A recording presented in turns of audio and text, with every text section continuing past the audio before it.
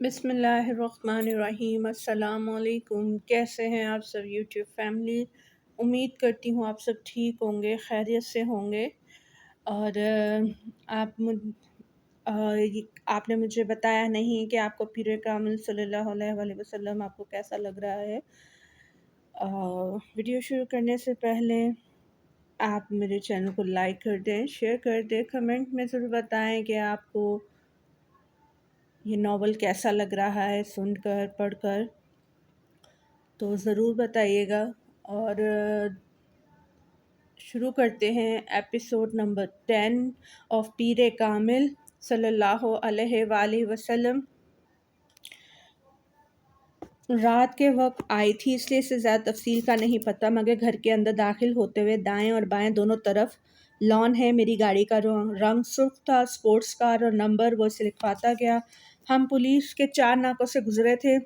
اس نے سفید شلوار قمیض، سفید چادر اور سیاہ سویٹر پہنا ہوا تھا۔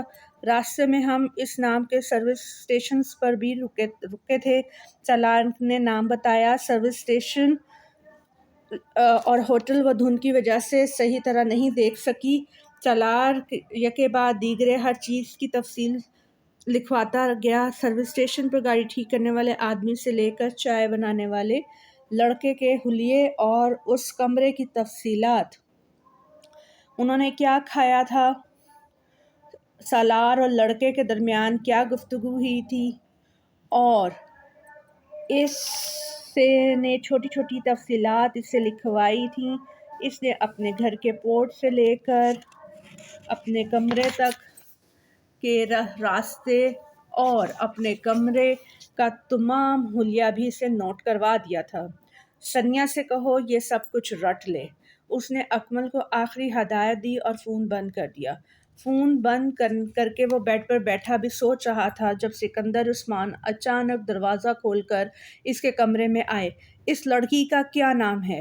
ثانیہ، سالار نے بے اختیار کہا۔ سکندر عثمان مزید کچھ کہے بغیر کمرے سے نکل گئے۔ ان کے جانے کے بعد سالار کو اس وکیل کا خیال آیا جس کے ذریعے انہوں نے ہاشم مبین احمد سے رابطہ کیا تھا۔ اس وکیل کو ہائر کرنے والا بھی حسن ہی تھا، اور سالار سکندر کے نام سے وہ وکیل بھی واقف نہیں تھا۔ مگر سالار کے لیے قابل تشویش بات اس میں حسن کا انوالو ہونا تھا۔ ہاشم مبین احمد اس وکیل سے حسن اور حسن سے اس تک بہت آسانی سے پہنچ سکتے تھے۔ اس نے اگلا فون حسن کو کیا اور حسن کو سارے معاملات کی نوعیت سے آگاہ کیا۔ میں تمہیں پہلے ہی اس سب سے منع کر رہا تھا، اسے چھوٹتے ہی سالار سے کہا۔ میں وسیم اور اس کی فیملی کو بہت اچھی طرح جانتا ہوں، ان کے اثر و رسوخ سے بھی بخوبی واقف ہوں۔ وہ بولتا جا رہا تھا۔ سالار نے کچھ اکتاہٹ بھرے لہجے میں اسے ٹوکا۔ میں نے تمہیں فون اپنے مستقبل کا حال جاننے کے لیے نہیں کیا، میں صرف ایک خطرے سے آگاہ کرنا چاہتا ہوں۔ کس خطرے سے؟ حسن چونکا۔ تم نے جو وکیل ہائر کیا تھا وہ اس کے ذریعے تم اور پھر مجھ تک بآسانی پہنچ سکتے ہیں، سالار نے اس سے کہا۔ نہیں، وہ مجھ تک نہیں پہنچ سکتے، حسن نے اس کی بات پر قدرے لاپرواہی سے کہا۔ کیوں؟ کیونکہ میں نے سارا کام پہلے ہی بہت محتاط ہو کر کیا ہے۔ وہ وکیل بھی میرے اصلی نام اور پتے سے واقف نہیں ہے۔ جو ایڈریس اور فون نمبر میں نے دیا تھا وہ جعلی تھا۔ سالار بے اختیار مسکرایا، اور اسے حسن سے ایسی عقلمندی اور چالاکی کی توقع نہیں رکھنی چاہیے تھی۔ وہ ہر کام بڑی صفائی سے سر انجام دینے کا ماہر تھا۔ میں صرف اس کے پاس ایک بار گیا تھا، پھر فون پر ہی رابطہ کیا، اور اس ملاقات میں بھی میرا حلیہ بالکل مختلف تھا۔ میں نہیں سمجھتا کہ صرف حلیے سے ہاشم مبین احمد مجھ تک پہنچ سکتے ہیں، اور اگر وہ پہنچ گئے تو پتہ نہیں۔ اس تو کے بارے میں نے نہیں سوچا، حسن نے صاف گوئی سے کہا۔ کیا یہ بہتر نہیں ہے کہ تم کچھ دنوں کے لیے کہیں غائب ہو جاؤ اور یوں ظاہر کرو کہ جیسے تمہاری یہ غیر موجودگی کچھ ضروری کاموں کے لیے تھی؟ سالار نے اسے مشورہ دیا۔ اس سے بہتر مشورہ بھی میرے پاس ہے۔ میں اس وکیل کو کچھ روپے پہنچا کر یہ ہدایت دے دیتا ہوں کہ ہاشم مبین یا پولیس کے پہنچنے پر وہ انہیں میرا غلط حلیہ بتائے۔ کم از کم اس طرح فوری طور پر میں کسی پریشانی کا شکار نہیں ہوں گا، اور انہی دنوں میں ویسے بھی چند ہفتوں کے لیے انگلینڈ جا رہا ہوں۔ حسن نے بتایا، پولیس اگر پہنچ بھی گئی تو تب بھی میں ان کی پہنچ سے بہت دور رہوں گا، مگر مجھے یہ یقین نہیں ہے کہ وہ مجھ تک پہنچ سکیں گے، اس لیے تم اطمینان رکھو۔ اگر تم واقعی اتنے بے فکر اور مطمئن ہو تو ٹھیک ہے، ہو سکتا ہے وہ تم تک نہ ہی آئیں، مگر میں نے پھر بھی سوچا کہ میں تمہیں بتا دوں۔ سالار نے فون بند کرتے ہوئے اس سے کہا، ویسے تم اس لڑکی کو اب لاہور میں کہاں چھوڑ کر آئے ہو؟ لاہور کی ایک سڑک پر چھوڑ آیا ہوں، اس کے علاوہ اور کہاں چھوڑ سکتا ہوں؟ اس نے اپنے محل وقوع اور حدود 2 اربہ کے بارے میں کچھ نہیں بتایا، وہ بس چلی گئی۔ عجیب بے وقوف ہو، کم از کم تم تو اس سے اس کا ٹھکانہ پوچھنے کا حوصلہ رکھتے تھے۔ ہاں، مگر مجھے اس کی ضرورت نہیں پڑی۔ سالار نے دانستہ امامہ سے آخری بار ہونے والی اپنی گفتگو گول کر دی۔ میں حیران ہوں کہ تم اب کس طرح کے معاملات میں انوالو ہونے لگے ہو۔ اپنی ٹائپ کی لڑکیوں کے ساتھ انوالو ہونا دوسری بات ہے، مگر وسیم کی بہن جیسی لڑکیوں کے ساتھ انوالو ہو جانا، تمہارا ٹیسٹ بھی دن بدن گرتا جا رہا ہے۔ میں انوالو ہوا ہوں، تم واقعی عقل سے پیدل ہو، اور نہ کم از کم اس طرح کی بات مجھ سے نہ کرتے۔ ایڈونچر اور انوالومنٹ میں زمین آسمان کا فرق ہوتا ہے حسن صاحب، سالار نے طنزیہ لہجے میں کہا۔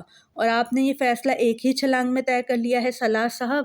حسن نے بھی اسی کے انداز میں جواب دیا، تمہارا دماغ خراب ہے اور کچھ نہیں، اور تمہارا دماغ مجھ سے زیادہ خراب ہے، ورنہ اس طرح کی حماقت کو ایڈونچر کبھی نہ کہتے۔ حسن بھی قدرے جھلایا ہوا تھا۔ اگر تم نے میری مدد کی ہے تو اس کا مطلب یہ نہیں کہ تمہارے منہ میں جو آئے تم کہتے جاؤ۔ سالار کو اس کی بات پر اچانک غصہ آ گیا۔ ابھی میں نے تمہیں کچھ بھی نہیں کہا، تم کس بات کی طرف اشارہ کر رہے ہو؟ یہ ٹیسٹ والی بات کی طرف یا دماغ خراب ہونے والی بات کی طرف؟ حسن نے اسی انداز میں اس کے غصے سے متاثر ہوئے بغیر پوچھا۔ اچھا، اب منہ بند کر لو، فضول بحث مت کرو، اس وقت ان تمام باتوں کو کرنے کا مطلب گڑے مردے اکھاڑنا ہے۔ حسن اب سنجیدہ تھا۔ فرض کرو پولیس کسی صورت ہم تک پہنچ جاتی ہے اور پھر وہ امامہ کا اتا پتہ جاننے کی کوشش کرتے ہیں تو ہم کیا بتائیں گے؟ اور میں نہیں سمجھتا کہ وہ کبھی بھی اس بات پہ یقین کریں گے کہ امامہ کے بارے میں تمہیں کچھ پتہ نہیں ہے۔ اس وقت تم کیا کرو گے؟ کچھ بھی نہیں کروں گا، میں ان سے بھی وہی کہوں گا جو میں تم سے کہہ رہا ہوں، اس نے بلند آواز میں کہا۔ ہاں، اور سارا مسئلہ تمہارے اس بیان سے ہی شروع ہوگا۔ میں امامہ کے بارے میں نہیں جانتا ہوں، حسن نے اس کا جملہ دہرایا۔ تمہیں اچھی طرح اندازہ ہونا چاہیے کہ وہ ہر قیمت پہ امامہ تک پہنچنا چاہیں گے، یہ بہت بعد کی بات ہے۔ میں امکانات اور ممکنات پر غور کر کے پریشان نہیں ہوتا، جب وقت آئے گا دیکھا جائے گا، سالار نے لاپرواہی سے کہا۔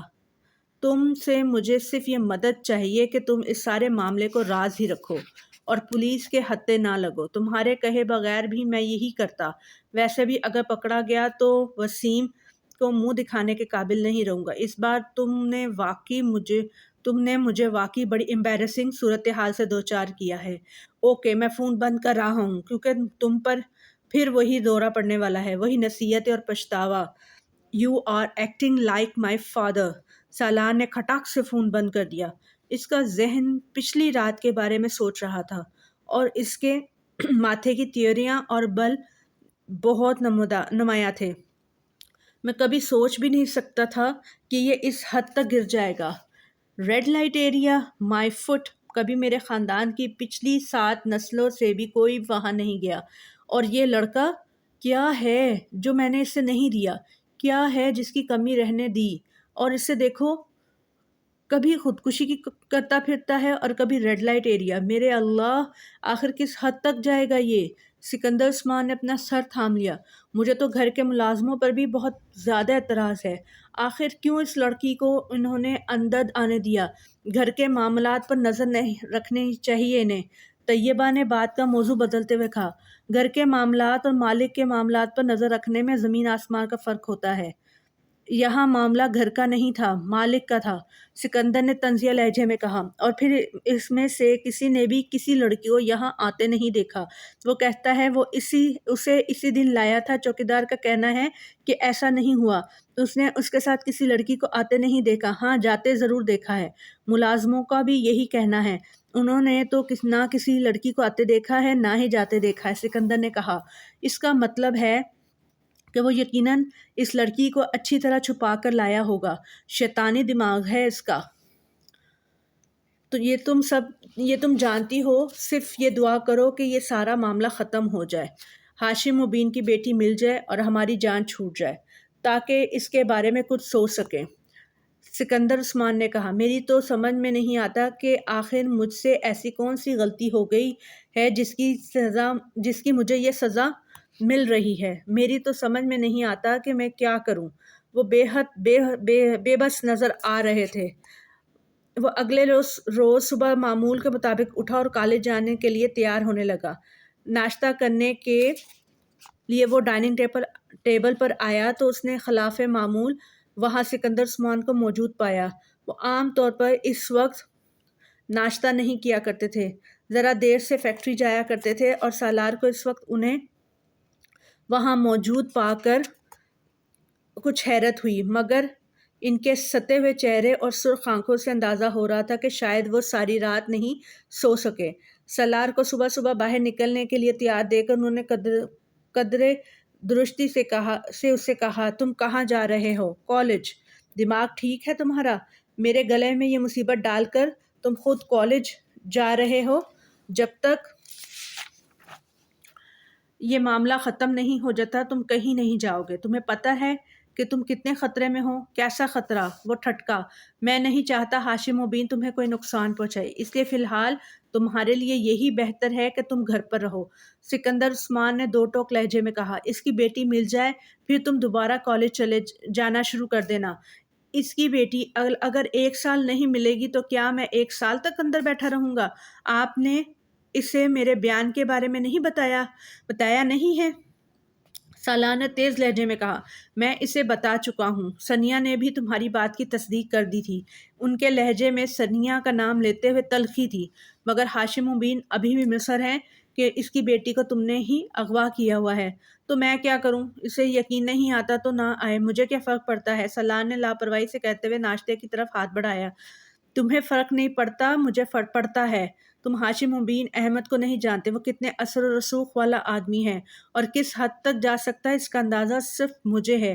میں نہیں چاہتا کہ وہ تمہیں کوئی نقصان پہنچائے، اسی لیے ابھی تم گھر پر ہی رہو۔ سکندر عثمان نے اس بار کچھ نرم لہجے میں کہا۔ شاید انہیں اندازہ ہو گیا تھا کہ ان کی سختی کا کوئی اثر نہیں ہوگا، وہ ان کی بات نہیں مانے گا۔ پاپا، میری سٹڈیز کا حرج ہوگا۔ سوری، میں گھر پر نہیں بیٹھ سکتا۔ سالار سکندر عثمان کے لہجے کی نرمی سے متاثر نہیں ہوا تھا۔ تمہارا حرج ہوتا ہے یا نہیں مجھے اس سے کوئی دلچسپی نہیں ہے، میں صرف تمہیں گھر پر چاہتا ہوں، سمجھے تم؟ اس بار انہوں نے اچانک بھڑک کر بلند آواز میں اس سے کہا، کم از کم آج تو مجھے جانے دیں، آج مجھے بہت ضروری کام نپٹانے ہیں۔ سالار یکدم ان کے غصے پر کچھ پزل ہوا۔ تم وہ کام ڈرائیور کو بتا دو، وہ کر دے گا، پھر کسی دوست سے فون پر بات کر لو، سکندر نے حتمی انداز میں کہا۔ مگر پاپا، آپ مجھے اس طرح۔ سکندر عثمان نے اس کی بات نہیں سنی، وہ ڈرائنگ روم سے نکل رہے تھے۔ وہ کچھ دیر بلند آواز میں بڑبڑاتا پھر تنگ آ کر خاموش ہو گیا۔ وہ جانتا تھا کہ سکندر عثمان اسے باہر نکلنے نہیں دیں گے، مگر اس بات کی توقع نہیں تھی کہ اس کا خیال تھا کہ ثنیا کو سامنے لانے اس کی اپنی فیملی کے ساتھ ہاشم مبین بھی مطمئن ہو جائیں گے اور کم از کم یہ مصیبت اس کے کندھوں سے اتر جائے گی۔ مگر اس کے لیے سکندر عثمان کا یہ انکشاف حیران کن تھا، اور کہ ہاشم مبین نے بھی اس کے بیان پر یقین نہیں کیا تھا۔ سالار وہاں بیٹھا ناشتہ کرتے ہوئے کچھ دیر ان تمام معاملات کے بارے میں سوچتا رہا۔ کالج نہ جانے کا مطلب گھر میں بند ہو جانا تھا، اور وہ گھر میں بند نہیں ہونا چاہتا تھا۔ اس کا موڈ یکدم آف ہو گیا۔ ناشتہ کرتے کرتے اس نے اسے ادھورا چھوڑ دیا اور اپنے کمرے کی طرف چل دیا۔ سکندر صاحب، میں آپ سے ایک بات کہنا چاہتی ہوں۔ لاؤنج میں بیٹھے تھے جب ملازمہ نے جھجکتے ہوئے ان کے پاس آئی۔ ہاں کہو، پیسوں کی ضرورت ہے، سکندر عثمان نے اخبار پڑھتے ہوئے کہا۔ وہ اس معاملے کو خاصے فراخ دل تھے۔ نہیں صاحب جی، ایسی کوئی بات نہیں ہے، میں کچھ اور کہنا چاہتی ہوں آپ سے۔ بولو۔ وہ ہنوز اخبار میں منہک تھے۔ ملازمہ کچھ پریشان ہونے لگی۔ ناصرہ نے بہت کچھ سوچ سمجھ کر اور امامہ کے بارے میں سکندر عثمان کو بتانے کا فیصلہ کیا تھا، کیونکہ اسے یہ سب کچھ اب بہت پریشان کن لگ رہا تھا۔ وہ نہیں چاہتی تھی کہ جلد یا بدیر یہ پتہ چل جائے کہ ان دونوں کے درمیان رابطے کا ذریعہ وہ تھی، اور پھر سے اور اس کے پورے خاندان کو پولیس کا سامنا کرنا پڑے۔ اسی لیے اپنے شوہر سے مشورے کے بعد اس نے سکندر عثمان کو سب کچھ بتانے کا فیصلہ کر لیا تھا، تاکہ کم از کم وہ دونوں گھرانوں میں سے کسی ایک کی ہمدردی اپنے ساتھ رکھے۔ چپ کیوں ہو؟ بولو۔ سکندر عثمان نے اسے خاموش پا کر ایک بار پھر سے کہا۔ ان کی نظریں ابھی بھی اخبار میں جمی ہوئی تھی۔ سکندر صاحب، میں آپ کو سالار صاحب کے بارے میں کچھ بتانا چاہتی ہوں، ناصرہ نے بالآخر ایک طویل توقف کے بعد کہا۔ سکندر عثمان نے بے اختیار اخبار اپنے چہرے کے سامنے سے ہٹا کر اسے دیکھا۔ سالار کے بارے میں کیا کہنا چاہتی ہو؟ انہوں نے اخبار کو سامنے سینٹر ٹیبل پر پھینکتے ہوئے بہت سنجیدگی سے کہا۔ سالار صاحب اور امامہ بی بی کے بارے میں کچھ باتیں بتانا چاہتی ہو؟ سکندر عثمان کا دل بے اختیار اچھل کر حلق میں آ گیا۔ کیا بہت دن پہلے ایک دن سالار صاحب نے مجھ سے کہا تھا کہ میں ان کا موبائل اپنی بیٹی کے ہاتھ امامہ بی بی کو پہنچا دوں۔ سکندر عثمان کو لگا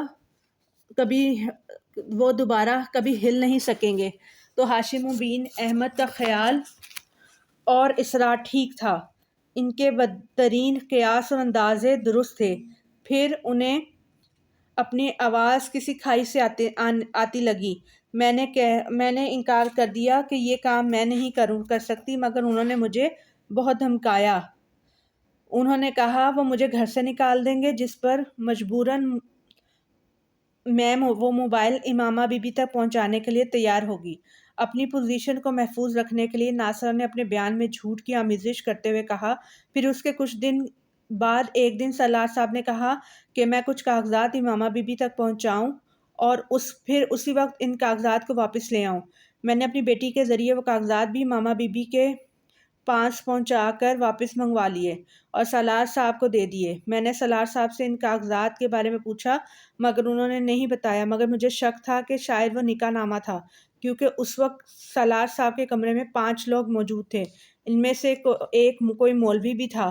سکندر عثمان کو وہاں بیٹھے بیٹھے ٹھنڈے پسینے آنے لگے تھے۔ اور یہ کب کی بات ہے؟ امامہ بی بی کے جانے سے چند دن پہلے، ناصرہ نے کہا۔ تم نے مجھے اس بارے میں کیوں نہیں بتایا؟ سکندر عثمان نے درست لہجے میں بہت خوفزدہ تھی صاحب جی، سالار صاحب نے مجھے دھمکیاں دی تھی کہ اگر میں نے آپ کو یا کسی اور کو اس معاملے کے بارے میں بتایا تو وہ مجھے یہاں سے باہر پھینکوا دیں گے۔ ناصرہ نے کہا۔ وہ کون لوگ تھے؟ انہیں پہچانتی ہو؟ سکندر عثمان نے بے حد اضطراب کے عالم میں کہا۔ بس ایک کو، حسن صاحب تھے۔ سالار نے ایک دوست کا نام لیا، باقی اور کسی کو میں نہیں پہچانتی۔ ناصرہ نے کہا۔ میں بہت پریشان تھی، آپ کو بتانا چاہتی تھی، مگر ڈرتی تھی کہ آپ میرے بارے میں کیا سوچیں گے، مگر اب مجھ سے برداشت نہیں ہوا۔ اور کون کون اس کے بارے میں جانتا ہے؟ سکندر عثمان نے کہا۔ کوئی بھی نہیں، بس میں، میری بیٹی اور میرا شوہر۔ ناصرہ نے جلدی سے کہا۔ ملازموں میں سے کسی اور کو کچھ پتہ ہے؟ توبہ کریں جی، میں کیوں بتاؤں گی کسی کو کچھ بتاتی، میں نے کسی کو کچھ بھی نہیں بتایا۔ تم نے جو کچھ کیا اس کے بارے میں تو میں بعد میں طے کروں گا، مگر فی الحال تم ایک بات اچھی طرح ذہن نشین کر لو، تم کسی کو بھی اس سارے معاملے کے بارے میں نہیں بتاؤ گی۔ اپنا منہ ہمیشہ کے لیے بند کر لو، ورنہ اس بار میں نہ صرف تمہیں واقعی اس گھر سے نکال دوں گا، بلکہ میں ہاشم مبین اور پولیس سے بھی کہہ دوں گا کہ یہ سب کچھ تم نے کروایا ہے، تم نے ہی ان دونوں کو گمراہ کیا تھا اور تم ہی ان دونوں کے پیغامات ایک دوسرے تک پہنچاتی رہیں۔ پھر پولیس تمہارے ساتھ اور تمہارے خاندان کے ساتھ کیا کرے گی تم نے یاد رکھنا چاہیے، تمہاری ساری عمر جیل کے اندر ہی گزر جائے گی۔ وہ غصے کے عالم میں اسے دھمکا رہے تھے۔ نہیں صاحب جی، میں کیوں کسی کو کچھ بتاؤں گی؟ آپ میری زبان کٹوا دیجیے گا اگر میرے منہ سے دوبارہ اس کے بارے میں ذکر سنیں۔ ناصرہ گھبرا گئی، مگر سکندر عثمان نے رکھائی کے ساتھ اس کی بات کاٹ دی۔ بس کافی ہے، اب تم جاؤ یہاں سے۔ میں تم سے بعد میں بات کروں گا۔ انہوں نے اس سے جانے کا اشارہ کرتے ہوئے کہا۔ سکندر عثمان پریشانی کے عالم میں ادھر ادھر ٹہلنے لگے۔ اس وقت ان کے سر پر واقعی آسمان ٹوٹ پڑا تھا، اور اس وقت انہیں پہلی بار سالار کے ہاتھوں بیوقوف بننے کا احساس ہو رہا تھا۔ وہ کسی ڈھٹائی سے اور مہارت کے اور بےہودگی سے ان سے جھوٹ پر جھوٹ بولتا اور انہیں دھوکہ دیتا گیا تھا، اور انہیں اس کا احساس تک نہیں ہو سکا تھا۔ اور اگر ملازمہ انہیں یہ سب کچھ نہ بتاتی تو وہ ابھی بھی ٹانگ پر ٹانگ رکھے مطمئن بیٹھا ہوتا۔ یہی سوچ کر سالار امامہ کے ساتھ انوالو نہیں ہے، اور نہ ہی اس کی گمشدگی میں اس کا کوئی حصہ تھا۔ وہ چند دن گھر پر رہ کر ایک بار پھر کالج جانا شروع کر چکا تھا۔ وہ جانتے تھے کہ سالار کی نگرانی کروائی جا رہی تھی، اور ہاشم بن احمد کو سب کچھ پتہ چلنے کا مطلب کیا تھا یہ وہ اچھی طرح جانتے تھے۔ ان کا کچھ دیر پہلے کا اطمینان یکدم ختم ہو گیا تھا۔ وہ اندازہ کر سکتے تھے کہ وہ کاغذات کیسے تھے، ان 5 آدمیوں کی موجودگی کا مطلب کیا تھا، سالار اور امامہ کے درمیان تعلق کی نوعیت کیا تھی، اور اس وقت ان کا دل چاہ رہا تھا کہ وہ اس کا گلا دبا دیں یا پھر اسے شوٹ کر دیں، مگر وہ جانتے تھے کہ وہ یہ دونوں کام نہیں کر سکتے۔ سالار سکندر ان کا وہ بیٹا تھا جس سے وہ اپنی اولاد میں سب سے زیادہ محبت کرتے تھے، اور اس طرح بیوقوف بننے کے بعد پہلی بار وہ سوچ رہے تھے کہ وہ اب سالار سکندر کی کسی بات پہ یقین نہیں کریں گے۔ وہ اسے مکمل طور پر ہر معاملے کے بارے میں اندھیرے میں رکھیں گے، ویسے ہی جیسا وہ کر رہا تھا۔ اس کی امامہ سے جان پہچان کیسے ہوئی؟ سکندر عثمان نے اپنے کمرے میں بے چینی سے ٹہلتے ہوئے طیبہ سے پوچھا۔ مجھے کیا پتا کہ اس کی جان پہچان امامہ سے کیسے ہوئی؟ کوئی بچہ تو ہے نہیں کہ میری انگلی پکڑ کر چلتا ہو۔ طیبہ نے قدرے خفگی سے کہا۔ میں نے تم سے بہت بار کہا تھا کہ اس پر نظر رکھا کرو، مگر تمہیں اپنی ایکٹیویٹی سے فرصت ملے تو تم کسی اور کے بارے میں سوچو۔ اس پر توجہ دینا صرف میرا ہی فرض کیوں ہے؟ طیبہ یکدم بھڑک اٹھی۔ آپ کو بھی تو اپنی ایکٹیویٹیز چھوڑ دینی چاہیے۔ سارا الزام میرے ہی سر کیوں؟ میں تم کو کوئی الزام نہیں دے رہا، اور بحث کو ختم کرو۔ امامہ کے ساتھ شادی، تم اندازہ کر سکتی ہو کہ ہاشم مبین کو جب اس تعلق کا پتہ چلے گا تو وہ کیا تماشا کھڑا کریں گے۔ مجھے یہ سوچ کر شوق لگ رہا ہے کہ اس نے ایسی حرکت کرنے کا سوچ کیسے لیا۔ اسے بالکل بھی احساس نہیں ہوا کہ ہماری اور ہماری فیملی کی سوسائٹی میں کتنی عزت ہے۔ سکندر عثمان طیبہ کے قریب صوفے پر بیٹھ گیا۔ بیٹھے ہوئے بولا، ایک پرابلم ختم ہوتی ہے تو ہمارے لیے دوسری پرابلم شروع کر دیتا ہے۔ یہ سارا چکر اس وقت شروع ہوا ہوگا جب پچھلے سال اس نے خودکشی کی کوشش کیے بعد اس کی جان بچائی تھی۔ ہم بیوقوف تھے کہ ہم نے اس معاملے پر نظر نہیں رکھی، ورنہ شاید یہ سب سے پہلے سامنے آ جاتا۔ سکندر عثمان اپنی کنپٹی مسلتے ہوئے کہنے لگے، اور یقیناً یہ لڑکی بھی اس کے ساتھ اپنی مرضی سے انوالو ہوئی ہوگی، ورنہ اس طرح کوئی کسی کے ساتھ مرضی کے خلاف تو نکاح نہیں کر سکتا۔ اور ہاشم بن احمد کو دیکھیے، وہ یوں شور مچا رہا ہے جیسے اس کی بیٹی کا اس میں کوئی قصور نہیں ہے۔ جو کیا ہے سالار نے ہی کیا ہے، انہوں نے تو FIR بھی اغوا کی درج کروائی ہے۔ طیبہ نئے سرے سے سلگنے لگی۔ جو بھی ہے، قصور تمہارے بیٹے کا ہے، نہ وہ ایسے کاموں میں پڑتا، نہ اس طرح پھنستا۔ اب تو تم صرف یہ سوچو کہ تمہیں اس صورتحال سے کس طرح بچنا ہے۔ ابھی ہم اتنی بری طرح سے نہیں پھنسے جس طرح آپ سوچ رہے ہیں۔ اس پر یہ جرم ثابت نہیں ہوا۔ پولیس یا ہاشم بن احمد کے پاس کوئی ثبوت نہیں ہے، اور ثبوت کے بغیر وہ کچھ نہیں کر سکتے، اور جس دن ان تک کوئی ثبوت پہنچ گیا اس دن کیا ہوگا، تم نے یہ سوچا ہے؟ سکندر عثمان نے کہا۔ آپ پھر امکانات کی بات کر رہے ہیں؟ ایسا ہوا تو نہیں اور ہو سکتا ہے، ہو بھی نہ۔ اس نے ہمیں اگر اتنا بڑا دھوکہ دے دیا ہے تو ہو سکتا ہے ایک اور دھوکہ یہ ہو کہ اس کا رابطہ اس لڑکی کے ساتھ نہیں ہے۔ ممکن ہے یہ ابھی بھی اس لڑکی کے ساتھ رابطے میں ہو۔ سکندر عثمان کو خیال آیا۔ ہاں، ہو سکتا ہے۔ پھر کیا کیا جائے؟ میں اس سے بات کروں گا تو سمجھو پتھر کے ساتھ اپنا سر پھوڑوں گا۔ وہ پھر جھوٹ بول دے گا، جھوٹ بولنے میں تو ماہر ہو چکا ہے۔ انہوں نے تنفر آمیز لہجے میں کہا۔ بس چند ماہ میں اس کا BBA مکمل ہو جائے گا، پھر میں اسے باہر بھجوا دوں گا۔ کم از کم ہر وقت ہاشم مبین کی طرف سے جن اندیشوں کا میں شکار رہتا ہوں وہ تو ختم ہوں گے۔ انہوں نے سگریٹ کا ایک کش لگایا۔ مگر آپ ایک چیز بھول رہے ہیں سکندر۔ طیبہ نے بڑی سنجیدگی سے چند لمحوں کی خاموشی کے بعد کہا۔ کیا؟ سکندر نے انہیں چونک کر دیکھا۔ سالار کی ماما کے ساتھ خفیہ شادی کے بارے میں جو کچھ بھی کرنا ہے وہ آپ کو خود ہی کرنا ہے۔ آپ کیا کریں گے شادی کے بارے میں؟ طلاق کے علاوہ اس شادی کا اور کیا کیا جا سکتا ہے؟ سکندر عثمان نے قطعی لہجے میں کہا۔ وہ شادی ماننے پر تیار نہیں ہے تو طلاق دینے پر رضامند ہو جائے گا؟ جب میں اسے ثبوت پیش کروں گا تو اسے اپنی شادی کا اعتراف کرنا ہی پڑے گا، اور اگر شادی کا اعتراف کرنے کے بعد بھی اس نے امامہ کو طلاق دینے سے انکار کر دیا تو کوئی نہ کوئی راستہ نکالنا پڑے گا، اور وہ میں نکالوں گا، چاہے وہ اپنی مرضی سے اسے طلاق دے یا پھر مجھے زبردستی کرنا پڑے۔ میں یہ معاملہ ختم کر دوں گا۔ اس طرح کی شادی انسان کو ساری عمر خوار کرتی ہے، اس سے تو پیچھا چھڑانا ہی پڑے گا، ورنہ میں اسے اس بار مکمل طور پر اپنی جائیداد سے عاق کر دوں گا۔ سکندر عثمان نے دو ٹوک انداز میں کہا۔ حسن کچھ دیر پہلے اسلام آباد کے ایک ہوٹل میں تھا جب اچانک اسے اپنے والد کی کال ملی۔ وہ جلد از جلد اپنے گھر پہنچنے کے لیے کہہ رہے تھے۔ ان کا لہجہ بے حد عجیب تھا، مگر حسن نے توجہ نہیں دی۔ لیکن جب 15 منٹ بعد اسے گھر پہنچا تو پورچ میں کھڑی سکندر عثمان کی گاڑی دیکھ کر چوکنا ہو گیا۔ وہ سالار کے گھر کی تمام گاڑیوں اور ان کے نمبرز کو اچھی طرح پہچانتا تھا۔ سکندر انکل کو میرے اس معاملے میں انوالو ہونے کے حوالے سے کوئی ثبوت نہیں ملے ہیں، اس لیے مجھے پریشان ہونے کی ضرورت نہیں ہے۔ وہ زیادہ سے زیادہ سالار کا دوست سمجھ کر پوچھ گچھ کے لیے آئے ہوں گے۔ میں بڑے اطمینان سے ان کی باتوں کا جواب دوں گا اور کسی بھی الزام کی تردید کر دوں گا، لیکن میری پریشانی پاپا کے سامنے میری پوزیشن مشکوک کر دے گی، اس لیے انکل سکندر کو دیکھ کر مجھے کوئی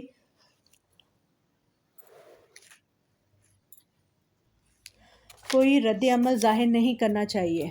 اس سے پہلے اپنا لاہ عمل طے کیا اور پھر بڑے اطمینان کے ساتھ اسٹڈی میں داخل ہوا۔ اس کے والد قاسم فاروقی اور سکندر عثمان کا کافی پی رہے تھے، لیکن ان کے چہرے کی غیر معمولی سنجیدگی اور اضطراب وہ ایک لمحے میں بھاپ گیا تھا۔ کیسے ہیں انکل سکندر آپ؟ اس بار بہت دنوں کے بعد آپ ہماری طرف آئے۔ باوجود اس کے کہ سکندر یا قاسم نے اس کی ہیلو کا جواب نہیں دیا، حسن نے بہت بے تکلفی کا مظاہرہ کیا۔ اسے اس بار بھی جواب نہیں ملا تھا۔ سکندر عثمان اسے غور سے دیکھ رہے تھے۔ بیٹھو، قاسم فاروقی نے قدرے درستی سے کہا۔ سکندر تم سے کچھ باتیں پوچھنے آیا ہے، تمہیں ہر بات کا ٹھیک ٹھیک جواب دینا ہے۔ اگر تم نے جھوٹ بولا تو میں سکندر سے کہہ چکا ہوں کہ وہ تمہیں پولیس کے حوالے کے پاس لے جائے۔ میری طرف سے تم بھاڑ میں جاؤ، میں تمہیں کسی بھی طرح بچانے کی کوشش نہیں کروں گا۔ تو قاسم فاروقی نے اس کے بیٹھتے ہی بلا تمہید کہا۔ پاپا آپ کیا کہہ رہے ہیں؟ میں آپ کی بات نہیں سمجھا۔ حسن نے حیرت کا مظاہرہ کیا، مگر اس کا دل دھڑکنے لگا تھا۔ معاملہ اتنا سیدھا نہیں تھا جتنا اس نے سمجھ لیا تھا۔ اوور سمارٹ بننے کی کوشش مت کرو سکندر، پوچھو اس سے کیا پوچھنا چاہتے ہو، اور میں دیکھتا ہوں یہ کیسے جھوٹ بولتا ہے۔ امامہ کے ساتھ سالار کی شادی میں شرکت کی ہے کہ تم نے؟ انکل آپ کیا بات کر رہے ہیں؟ کون سی شادی؟ کیسی شادی؟ حسن نے مزید حیرت کا مظاہرہ کیا۔ وہی شادی جو میری عدم موجودگی میں میرے گھر پر ہوئی، جس کے لیے امامہ کو پیپرز بھجوائے گئے تھے۔ پلیز انکل، آپ مجھ پر الزام لگا رہے ہیں۔ آپ کے گھر میں ضرور آتا جاتا رہتا ہوں، مگر مجھے سالار کی کسی شادی کے بارے میں کچھ پتہ نہیں ہے، اور نہ ہی میری معلومات کے مطابق اس سے شادی کی ہے۔ مجھے تو اس لڑکی کا بھی پتہ نہیں ہے جس کا آپ نام لے رہے ہیں۔ ہو سکتا ہے سالار کی کسی لڑکی کے ساتھ انوالومنٹ ہو، مگر میں اس کے بارے میں نہیں جانتا۔ وہ ہر بات مجھے نہیں بتاتا۔ سکندر عثمان اور قاسم فاروقی خاموشی سے اس کی بات سنتے رہے۔ وہ خاموش ہوا تو سکندر عثمان نے اپنے سامنے ٹیبل پر پڑا ہوا ایک لفافہ اٹھایا اور اس میں موجود چند کاغذ نکال کر اس کے سامنے رکھ دیے۔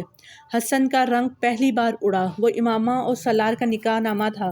اس پر دیکھو، تمہارے ہی سگنیچر ہے نا؟ سکندر نے سرد لہجے میں پوچھا۔ اگر یہ سوال انہوں نے قاسم فاروقی کے سامنے نہ کیا ہوتا تو وہ ان دستخط کو اپنے دستخط ماننے سے انکار کر دیتا، مگر اس وقت وہ ایسا نہیں کر سکتا تھا۔ یہ میرے سگنیچر ہیں مگر میں نے نہیں کیے، اس نے ہکلاتے ہوئے کہا۔ پھر کس نے کیے ہیں؟ یہ تمہارے فرشتوں نے یا سالار نے؟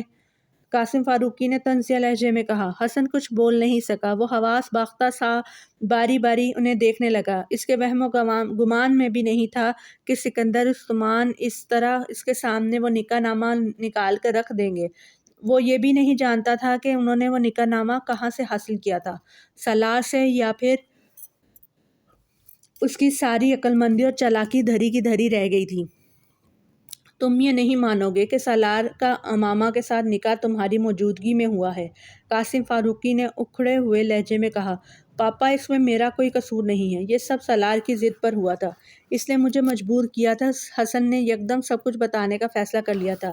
کچھ بھی چھپانے کا اب کوئی فائدہ نہیں تھا۔ وہ جھوٹ بولتا تو اپنی پوزیشن اور خراب کرتا۔ میں نے اسے بہت سمجھایا تھا۔ قاسم فاروقی نے اس کی بات کاٹ دی۔ اس وقت یہاں تمہیں صفائیاں اور وضاحتیں پیش کرنے کے لیے نہیں بلایا۔ تم مجھے صرف یہ بتاؤ کہ اس لڑکی کو اس نے کہاں رکھا ہوا ہے؟ پاپا، مجھے اس کے بارے میں کچھ نہیں پتا، حسن نے تیزی سے کہا۔ تم پھر جھوٹ بول رہے ہو۔ آئی سویئر پاپا، مجھے واقعی کچھ پتا نہیں ہے۔ وہ اسے لاہور چھوڑ آیا تھا۔ یہ جھوٹ تم کسی اور سے بولنا، مجھے صرف سچ بتاؤ۔ قاسم فاروقی نے ایک بار پھر اسی تندور اور تیز لہجے میں کہا۔ میں جھوٹ نہیں بول رہا پاپا، حسن نے احتجاج کیا۔ لاہور کہاں چھوڑ آیا تھا؟ کسی سڑک پر۔ اس نے کہا تھا کہ وہ خود چلی جائے گی۔ تم مجھے یا سکندر کو بیوقوف سمجھ رہے ہو؟ اس نے اس لڑکی سے شادی کی اور پھر اسے ایک سڑک پر چھوڑ دیا۔ بیوقوف مت بناؤ ہمیں، قاسم فاروقی بھڑک اٹھے۔ میں سچ کہہ رہا ہوں پاپا، اس نے کم از کم مجھ سے یہی کہا تھا کہ وہ اس لڑکی کو سڑک پر چھوڑ آیا تھا۔ تم نے اس سے پوچھا نہیں کہ پھر اس نے اس لڑکی کے ساتھ شادی کیوں کی؟ اگر اسے یہی کرنا تھا پاپا، اس نے یہ شادی اس لڑکی کی مدد کے لیے کی تھی۔ اس کے گھر والے زبردستی اس کی شادی کسی لڑکے سے کرنا چاہتے تھے۔ وہ نہیں کرنا چاہتی تھی۔ اس نے سالار سے رابطہ کیا اور مدد مانگی اور سالار اس کی مدد پر تیار ہو گیا۔ وہ صرف یہ چاہتی تھی کہ سالار وقتی طور پر اس سے نکاح کر لے تاکہ اگر اس کے والدین زبردستی اس کی شادی کرنا چاہیں تو وہ اس نکاح کا بتا کر انہیں روک سکے۔ حسن اب سچائی پر پردہ نہیں ڈال سکتا تھا، اس نے پوری بات بتانے کا فیصلہ کر لیا۔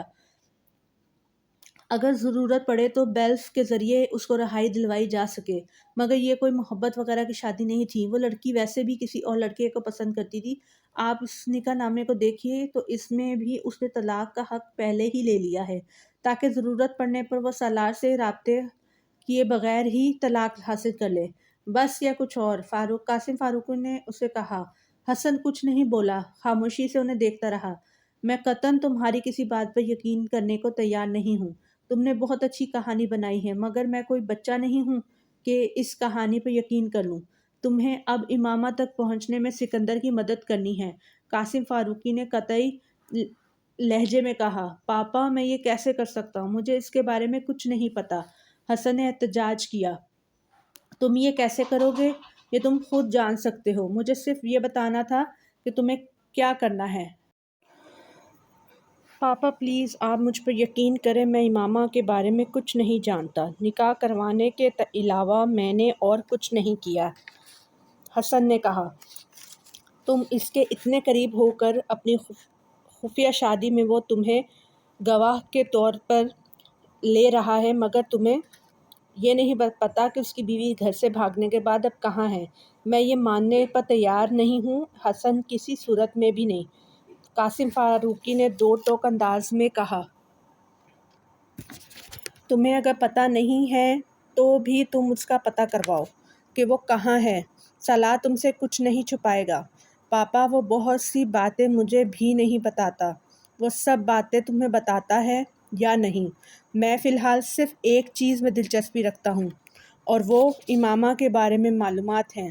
تم ہر طریقے سے اس امامہ کا پتہ حاصل کرو اور سالار کو کسی بھی طرح یہ پتہ نہیں چلنا چاہیے کہ سکندر کو اس کی شادی کی اطلاع مل چکی ہے یا اس نے اس سلسلے میں تم سے کوئی ملاقات کی ہے۔ اگر مجھے یہ پتہ چلا کہ سالار یہ بات جان گیا ہے تو میں تمہارا کیا حشر کروں گا یہ تمہیں یاد رکھنا چاہیے۔ میں سکندر کو تو پہلے ہی اجازت دے چکا ہوں کہ وہ ہاشم مبین کو تمہارا نام دے دے۔ اس کے بعد ہاشم مبین تمہارے ساتھ پولیس کے ذریعے نبٹنے یا کسی اور طریقے سے میں بالکل پرواہ نہیں کروں گا۔ اب تم یہ طے کر لو کہ تم سالار کے ساتھ دوستی نبھانی ہے یا پھر اس گھر میں رہنا ہے۔ قاسم فاروقی نے قطعیت سے کہا، پاپا میں کوشش کرتا ہوں کہ کسی طرح امامہ کے بارے میں کچھ معلومات مل جائیں۔ میں سالار سے اس کے بارے میں بات کروں گا۔ میں اسے یہ نہیں بتاؤں گا کہ سکندر انکل کو اس سارے معاملے کے بارے میں پتہ چل گیا ہے۔ وہ میکانکی انداز میں دہراتا جا رہا تھا۔ وہ اس بار واقعی بری طرح اور خلاف توقع پھنسا تھا۔ سالار چند دن گھر بیٹھا رہا تھا مگر پھر ضد کر کے اس نے کالج جانا شروع کر دیا۔ ہاشم مبین اور اس کے گھر والے امامہ کی تلاش میں زمین آسمان ایک کیے ہوئے تھے۔ اگرچہ وہ یہ سب کچھ بڑی رازداری کے ساتھ کر رہے تھے لیکن اس کے باوجود ان کے ملازمین اور پولیس کے ذریعے سکندر کو ان کی کوششوں کی خبر مل رہی تھی۔ وہ لاہور میں بھی امامہ کی ہر اس سہیلی سے رابطہ کر رہے تھے جسے وہ جانتے تھے۔ سالار نے ایک دن اخبار میں بابر جاوید نامی ایک شخص کا خاکہ دیکھا۔ اس کے بارے میں معلومات دینے والے کے لیے انعام کا اعلان تھا۔ وہ اس نام سے اچھی طرح واقف تھا۔ یہی وہ فرضی نام تھا جو حسن نے وکیل کو امامہ کے شوہر کا دیا تھا۔ وہ اشتہار یقیناً امامہ کے گھر والوں کی طرف سے تھا، حالانکہ نیچے دیا گیا فون نمبر امامہ کے گھر کا نہیں تھا۔ وہ اندازہ کر سکتا تھا کہ پولیس اس وقت اس وکیل کے پاس پہنچ گئی ہوگی اور اس کے بعد اس وکیل نے اس آدمی کے کوائف انہیں بتائے ہوں گے۔ اب یہ حقیقت صرف وہ وکیل، حسن اور خود وہ جانتا تھا کہ بابر جاوید سرے سے کوئی وجود نہیں رکھتا، مگر وہ مطمئن ہو گیا تھا۔ وہ ہاشم مبین کے گھر والوں کو کسی حد تک بھٹکانے میں کامیاب رہا۔ اس پورے عرصے کے دوران سالار امامہ کی کال کا منتظر رہا۔ اس نے کئی بار امامہ کو اس کے موبائل پر کال بھی کیا مگر ہر بار اسے موبائل آف ملتا۔ اسے یہ تجسس ہو رہا تھا کہ وہ کہاں تھی۔ اس تجسس کو ہوا دینے میں کچھ ہاتھ حسن کا بھی تھا جو بار بار اس سے امامہ کے بارے میں پوچھتا رہتا تھا۔ بعض دفعہ وہ چڑ جاتا، مجھے کیا پتہ کہ وہ کہاں ہے اور مجھ سے رابطہ کیوں نہیں کر رہی۔ بعض دفعہ مجھے لگتا ہے اسے مجھ سے زیادہ تمہیں دلچسپی ہے۔ اسے بالکل بھی اندازہ نہیں تھا کہ حسن کا تجسس اور دلچسپی کس مجبوری کی وجہ سے تھی۔ وہ بری طرح پھنسا ہوا تھا۔ سالار کا خیال تھا کہ امامہ اب تک جلال کے پاس جا چکی ہوگی اور ہو سکتا ہے کہ وہ اس سے شادی بھی کر چکی ہو۔ اگرچہ اس نے امامہ سے جلال کی شادی کے بارے میں جھوٹ بولا تھا مگر اسے یقین تھا کہ امامہ نے اس کی بات پر یقین نہیں کیا ہوگا۔ وہ اس کے پاس دوبارہ ضرور گئی ہوگی۔ خود سالار بھی چاہتا تھا کہ وہ خود جلال سے رابطہ قائم کرے یا پھر ذاتی طور پر جا کر ایک بار اس سے ملے۔ وہ جاننا چاہتا تھا کہ امامہ اس کے ساتھ رہ رہی ہے یا نہیں، مگر فی الحال یہ دونوں کام اس کے لیے ناممکن تھے۔ سکندر عثمان مسلسل اس کی نگرانی کروا رہے تھے اور وہ اس بات سے بھی واقف تھا کہ وہ یہ نگرانی کروانے والے واحد نہیں ہیں۔ ہاشم مبین احمد بھی یہی کام کروا رہے تھے اور اگر وہ لاہور جانے کا ارادہ کرتا تو اول وہ واحد سکندر عثمان اسے جانے ہی نہ دیتے اور بالفرض جانے کی اجازت دے بھی دیتے تو شاید خود بھی اس کے ساتھ چل پڑتے اور وہ یہ نہیں چاہتا تھا۔ وقت گزرنے کے ساتھ ساتھ اس سارے معاملات میں اس کی دلچسپی کم سے کم ہوتی جا رہی تھی۔ اب اسے یہ سب کچھ ایک حماقت لگ رہا تھا، ایسی حماقت جو اسے کافی مہنگی پڑ رہی تھی۔ سکندر اور طیبہ اب ہمیں وقت گھر پر رہتے تھے اور اسے کہیں بھی جانے کے لیے ان سے باقاعدہ اجازت لینی پڑتی تھی۔ حسن اس سے اب کم ملنے لگا تھا۔ وہ اس کی وجہ بھی نہیں جانتا تھا۔ اس صورتحال سے وہ بہت بور ہو رہا تھا۔ وہ اس رات کمپیوٹر پر بیٹھا تھا جب اس کے موبائل پر ایک کال آئی۔ اس نے کی بورڈ پر ہاتھ چلاتے ہوئے لاپرواہی سے موبائل اٹھا کر دیکھا اور پھر اسے ایک جھٹکا لگا تھا۔ اسکرین پر موجودہ نمبر اس کے اپنے موبائل کا تھا۔ امامہ اسے کال کر رہی تھی۔ تو بالآخر آپ نے ہمیں یاد کر ہی لیا۔ اسے بے اختیار سیٹی بجائی۔ اس کا موڈ یکدم فریش ہو گیا تھا۔ کچھ دیر پہلے والی بوریت یکسر غائب ہو گئی تھی۔ میں تو سمجھ بیٹھا تھا کہ اب تم مجھے کبھی کال نہیں کرو گی۔ اتنا لمبا عرصہ لگا دیا تم نے۔ رسمی علیک سلیک کے بعد اس نے پوچھا، میں بہت دنوں سے تمہیں فون کرنا چاہ رہی تھی مگر کر نہیں پا رہی تھی۔ دوسری طرف سے امامہ نے کہا، کیوں، ایسی کیا مجبوری آ گئی تھی؟ فون تو تمہارے پاس موجود تھا۔ سالار نے کہا، بس کوئی مجبوری تھی، اس نے مختصر کہا۔ تم اس وقت کہاں ہو؟ سالار نے کچھ تجسس آمیز انداز میں پوچھا۔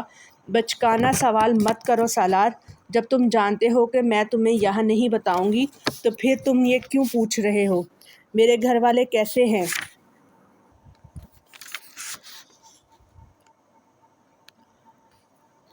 سالار کچھ حیران ہوا۔ اسے امامہ سے اس سوال کی توقع نہیں تھی۔ بالکل ٹھیک ہیں، خوش و خرم ہیں، عیش کر رہے ہیں، اس نے مذاق اڑانے والے انداز میں کہا۔ تم واقعی بہت اچھی بیٹی ہو۔ گھر سے جا کر بھی تمہیں گھر اور گھر والوں کا کتنا خیال ہے۔ How nice. دوسری طرف کچھ دیر خاموشی رہی۔ پھر امامہ نے کہا، وسیم کیسا ہے؟ یہ تو میں نہیں بتا سکتا مگر میرا خیال ہے ٹھیک ہی ہوگا۔ وہ خراب کیسے ہو سکتا ہے؟ اس کے انداز و لہجے میں ابھی بھی کوئی تبدیلی نہیں آئی تھی۔ انہیں یہ تو پتہ نہیں چلا کہ تم نے میری مدد کی تھی۔ سالار کو امامہ کا لہجہ کچھ عجیب لگا۔ پتہ لگا مائی ڈیئر امامہ، پولیس اسی دن میرے گھر پہنچ گئی تھی جس دن میں تمہیں لاہور چھوڑ کر آیا تھا۔ سالار نے کچھ استہزائیہ انداز میں کہا، تمہارے فادر نے میرے خلاف FIR کٹوا دی تھی تمہیں اغوا کرنے کے سلسلے میں۔ وہ ہنسا۔ ڈرائیور، ذرا سوچو، میرے جیسا بندہ کسی کو اغوا کر سکتا ہے اور وہ بھی تمہیں، جو کسی بھی وقت کسی کو شوٹ کر سکتی ہے۔ اس کے لہجے میں اس بات طنز تھا۔ تمہارے فادر نے پوری کوشش کی ہے کہ میں جیل پہنچ جاؤں اور باقی زندگی وہاں گزاروں مگر بس میں کچھ خوش قسمت واقع ہوا ہوں کہ بچ گیا ہوں۔ گھر سے کالج تک میری نگرانی کی جاتی ہے، ڈم کالز ملتی ہیں اور بھی بہت کچھ ہو رہا ہے۔ اب تمہیں کیا کیا بتاؤں؟ بہرحال تمہاری فیملی ہمیں خاصا زچ کر رہی ہے، اس نے جتانے والے انداز میں کہا۔ میں نہیں جانتی تھی کہ وہ تم تک پہنچ جائیں گے۔ اس بار امامہ کا لہجہ معذرت خواہانہ تھا۔ میرے خیال تھا کہ انہیں کسی بھی طرح تم پر شک نہیں ہوگا۔ مجھے افسوس ہے کہ میری وجہ سے تمہیں اتنے پرابلمز کا سامنا کرنا پڑ رہا ہے۔ واقعی تمہاری وجہ سے میں بہت سے پرابلمز کا سامنا کرنا پڑ رہا ہے۔ میری کوشش تھی کہ میں پہلے خود کو محفوظ کر لوں پھر ہی تمہیں فون کروں اور اب میں واقعی محفوظ ہوں۔ سالار نے کچھ تجسس آمیز دلچسپی کے ساتھ اس کی بات سنی۔ تمہارا موبائل میں اب استعمال نہیں کروں گی، میں اسے واپس بھیجنا چاہتی ہوں مگر میرے لیے یہ ممکن نہیں ہے۔ وہ اسے بتا رہی تھی، میں تمہیں کچھ پیسے بھی بھجواؤں گی ان تمام اخراجات کے لیے جو تم نے میرے لیے کی ہیں۔ سالار نے اس کی بات کاٹی، نہیں، پیسے رہنے دو، مجھے ضرورت نہیں ہے۔ موبائل کی بھی ضرورت نہیں ہے، میرے پاس دوسرا ہے، تم چاہو تو اسے استعمال کرتی رہو۔ نہیں، میں اب اسے استعمال نہیں کروں گی، میری ضرورت ختم ہو چکی ہے، اس نے کہا۔ کچھ دیر وہ خاموش رہی، پھر اس نے کہا، میں چاہتی ہوں کہ تم اب مجھے طلاق کے پیپرز بھجوا دو اور طلاق کے پیپرز کے ساتھ نکاح نامہ کی ایک کاپی بھی ہے جو میں پہلے تم سے نہیں لے سکی۔ کہاں بھجواؤں؟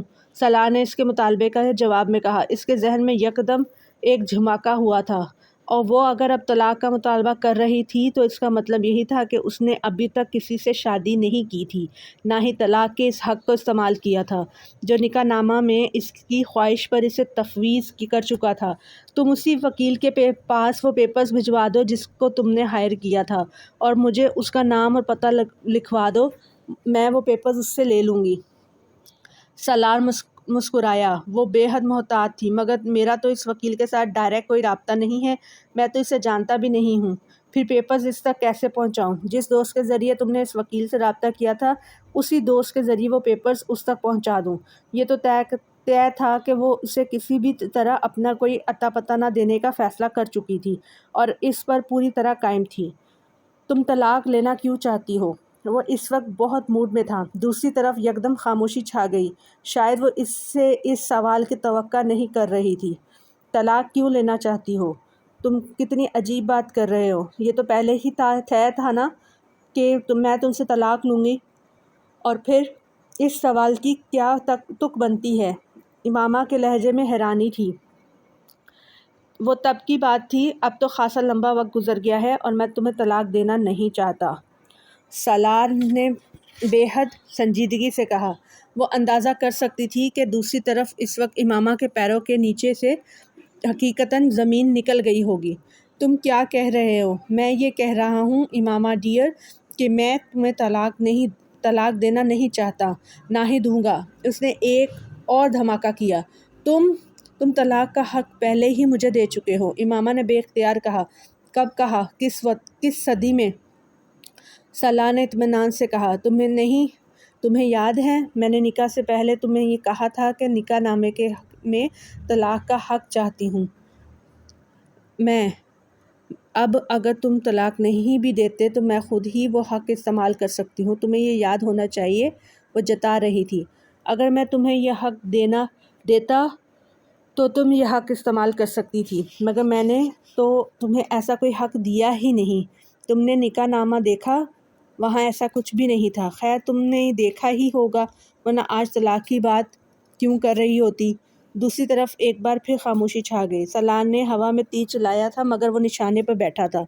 امامہ نے یقیناً پیپر سائن کرتے ہوئے انہیں دیکھنے کی زحمت نہیں کی تھی۔ سالار بے حد محظوظ ہو رہا تھا۔ تم نے مجھے دھوکہ دیا ہے، بہت دیر بعد اس نے امامہ کو کہتے سنا۔ ہاں بالکل اسی طرح جس طرح تم نے پسٹل دکھا کر مجھے دھوکہ دیا، وہ برجستی میں بولا۔ میں سمجھتا ہوں کہ تم اور میں بہت اچھے زندگی گزار سکتے ہیں۔ ہم دونوں میں اتنی برائیاں اور اتنی خامیاں ہیں کہ ہم دونوں ایک دوسرے کو مکمل طور پر کمپلیمنٹ کرتے ہیں۔ وہ اب ایک بار پھر سنجیدگی سے کہہ رہا تھا۔ زندگی سالار، زندگی اور تمہارے ساتھ یہ ناممکن ہے، امامہ نے تند لہجے میں کہا۔ مجھے نپولین کی بات دہرانی چاہیے کہ میری ڈکشنری میں ناممکن کا لفظ نہیں ہے، یا مجھے تم سے یہ ریکویسٹ کرنی چاہیے کہ آؤ اس ناممکن کو مل کر ممکن بنائیں۔ وہ اب مذاق اڑا رہا تھا۔ تم نے مجھ پر بہت احسان کیے ہیں، ایک احسان اور کرو، مجھے طلاق دے دو۔ نہیں، میں تم پر احسان کرتے کرتے تھک گیا ہوں، اب اور نہیں کر سکتا، اور یہ والا احسان یہ تو ممکن نہیں ہے۔ سالار ایک بار پھر سنجیدہ ہو گیا تھا۔ میں تمہاری ٹائپ کی لڑکی نہیں ہوں سالار، تمہارا اور میرا لائف سٹائل بہت مختلف ہے، ورنہ شاید میں تمہاری پیشکش پر غور کرتی، مگر اب اس صورت میں یہ ممکن نہیں ہے۔ تم پلیز مجھے طلاق دے دو، وہ اب نرم لہجے میں کہہ رہی تھی۔ سالار کا دل بے اختیار ہنسنے کو چاہا۔ تم اگر میری پیشکش پر غور کرنے کا وعدہ کرو تو میں اپنا لائف سٹائل بدل لیتا ہوں، سالار نے اسی انداز میں کہا۔ تم سمجھنے کی کوشش کرو، تمہاری اور میری ہر چیز مختلف ہے، زندگی کی فلسفی ہی مختلف ہے، ہم دونوں اکٹھے نہیں رہ سکتے۔ اس بار وہ جھلجھلائی تھی۔ نہیں، میری اور تمہاری فلسفی آف لائف بہت ملتی ہے، تمہیں اس بارے میں پریشان ہونے کی ضرورت نہیں ہے، اور اگر یہ ملتی نہ بھی ہوتی تو بھی ذرا سی ایڈجسٹمنٹ کے بعد ملنے لگے گی۔ وہ اس طرح بولا جیسے اپنے بہترین دوست سے گفتگو کر رہا ہو۔ ویسے بھی مجھ میں کیا کمی ہے؟ میں تمہارے پرانے منگیتر اسجد جیسا خوبصورت نہ سہی، مگر جلال انصر جیسا معمولی شکل و صورت کا بھی نہیں ہوں۔ میری فیملی کو تم اچھی طرح جانتی ہو، کیریئر میرا کتنا برائٹ ہوگا اس کا تمہیں اندازہ ہے۔ میں ہر لحاظ سے جلال سے بہتر ہوں، وہ اپنے لفظوں پر زور دیتے ہوئے بولا۔ اس کی آنکھوں میں چمک اور ہونٹوں پر مسکراہٹ ناچ رہی تھی۔ وہ امامہ کو بری طرح زج کر رہا تھا اور وہ ہو رہی تھی۔ میرے لیے کوئی بھی شخص جلال جیسا نہیں ہو سکتا، اور تم تو کسی صورت بھی نہیں۔ اس کی آواز میں پہلی بار نمایاں خفگی تھی۔ کیوں؟ سالار نے بے حد معصومیت سے پوچھا۔ تم مجھے اچھے نہیں لگتے ہو، آخر تم یہ بات کیوں نہیں سمجھتے؟ دیکھو تم نے اگر مجھے طلاق نہ دی تو میں کورٹ میں چلی جاؤں گی۔ وہ اب اسے دھمکا رہی تھی۔ سالار اس کی بات پر بے اختیار ہنسا۔ یو آر موسٹ ویلکم، جب چاہیں جائیے۔ کورٹ اسے اچھی جگہ میل ملاقات کے لیے اور کون سی ہوگی، آمنے سامنے کھڑے ہو کر بات کرنے کا مزہ ہی اور ہوگا۔ وہ محفوظ ہو رہا تھا۔ ویسے تمہیں یہ بات ضرور یاد رکھنی چاہیے کہ کورٹ میں صرف میں نہیں پہنچوں گا بلکہ تمہارے پیرنٹس بھی پہنچیں گے۔ وہ استہزائیہ انداز میں بولا۔ سالار، میرے لیے پہلے ہی بہت سے پرابلمز ہیں، تم ان میں اضافہ نہ کرو۔ میری زندگی بہت مشکل ہے اور ہر گزرتے دن کے ساتھ مزید مشکل ہوتی جا رہی ہے۔ کم از کم تم تو میری مشکلات کو مت بڑھاؤ۔ اس بار امامہ کے لہجے میں رنجیدگی اور بے چارگی تھی۔ وہ کچھ اور محفوظ ہوا۔ میں تمہارے مسائل میں اضافہ کرنے کی کوشش کر رہا ہوں مائی ڈیئر، میں تو تمہاری ہمدردی میں گھل رہا ہوں، تمہارے مسائل کو ختم کرنے کی کوشش کر رہا ہوں۔ تم خود سوچو، میرے ساتھ رہ کر تم کتنی اچھی اور محفوظ زندگی گزار سکتی ہو۔ وہ بظاہر بڑی سنجیدگی سے بولا۔ تم جانتے ہو نا میں نے اتنی مشکلات کس لیے سہی ہیں؟ تم سمجھتے ہو میں ایک ایسے شخص کے ساتھ رہنے پر تیار ہو جاؤں گی جو ہر وہ کبیرہ گناہ کرتا ہے جسے میرے پیغمبر صلی اللہ علیہ وآلہ وسلم ناپسند کرتے ہیں؟ نیک عورتیں نیک مردوں کے لیے ہوتی ہیں اور بری عورتیں بری مردوں کے لیے۔ میں نے زندگی میں بہت سی غلطیاں کی ہیں مگر میں اتنی بری نہیں ہوں کہ تمہارا جیسا برا مرد میری زندگی میں آئے۔ جلال مجھے نہیں ملا مگر میں تمہارے ساتھ بھی زندگی نہیں گزاروں گی۔ اس نے بے حد تلخ انداز میں تمام لحاظ بالائے طاق رکھتے ہوئے کہا۔ شاید اسی لیے جلال نے بھی تم سے شادی نہیں کی، کیونکہ نیک مردوں کے لیے نیک عورتیں ہوتی ہیں، تمہاری جیسی نہیں۔ سالار نے اسے ٹکڑا توڑ انداز میں جواب دیا۔ دوسری طرف خاموشی رہی، اتنی لمبی خاموشی کہ سالار کو اسے مخاطب کرنا پڑا۔ ہیلو، تم سن رہی ہو؟ سالار، مجھے طلاق دے دو۔ اسے امامہ کی آواز بھرائی ہوئی لگی۔ سالار کو ایک عجیب سا خوشی کا احساس ہوا۔ تم کورٹ میں جا کر لے لو جیسے تم مجھ سے کہہ چکی ہو، سالار نے ترکی بترکی کہا، اور دوسری طرف سے فون بند کر دیا گیا۔ حسن نے اس چند ماہ میں سالار سے امامہ کے بارے میں جاننے کی بے حد کوشش کی تھی۔ حسن کے اپنے بیان کے مطابق مگر وہ ناکام رہا تھا۔ مگر وہ اس بات پر یقین کرنے کو تیار نہیں تھا کہ سالار اور امامہ کے درمیان کوئی رابطہ نہیں تھا۔ سالار کی طرح خود انہوں نے موبائل پر بار بار اس سے رابطہ کرنے کی کوشش کی مگر ناکامی ہوئی۔ سکندر نے سالار کو امریکہ میں مختلف یونیورسٹیز میں اپلائی کرنے کے لیے کہہ دیا تھا۔ وہ جانتے تھے کہ اس کا اکیڈمک ریکارڈ ایسا تھا کہ کوئی بھی یونیورسٹی اسے لینے میں خوشی محسوس کرے گی۔ امامہ نے سالار کو دوبارہ فون نہیں کیا تھا، حالانکہ سالار کا خیال تھا کہ وہ اسے دوبارہ فون کرے گی اور تب وہ اسے بتا دے گا کہ وہ اسے نکاح نامے میں پہلے ہی طلاق کا حق دے چکا ہے اور وہ نکاح نامے کی کاپی بھی اس کے حوالے کر دے گی۔ وہ اس سے یہ بھی کہہ دے گا کہ اس نے اس کے ساتھ صرف ایک مذاق کیا تھا۔ مگر امامہ نے دوبارہ اس سے رابطہ قائم نہیں کیا۔ نہ ہی سالار نے اپنے پیپرز میں اس سے نکاح نامے کو دوبارہ دیکھنے کی زحمت کی، ورنہ وہ بہت پہلے وہاں اس کی عدم موجودگی سے واقف ہو جاتا۔ جس دن وہ آخری پیپر دے کر واپس گھر آیا، سکندر عثمان کو اس نے اپنا منتظر پایا۔ تم اپنا سامان پیک کر لو، آج رات کی فلائٹ سے تم امریکہ جا رہے ہو، کامران کے پاس۔ کیوں پاپا، اس طرح اچانک؟ سب کچھ ٹھیک تو ہے؟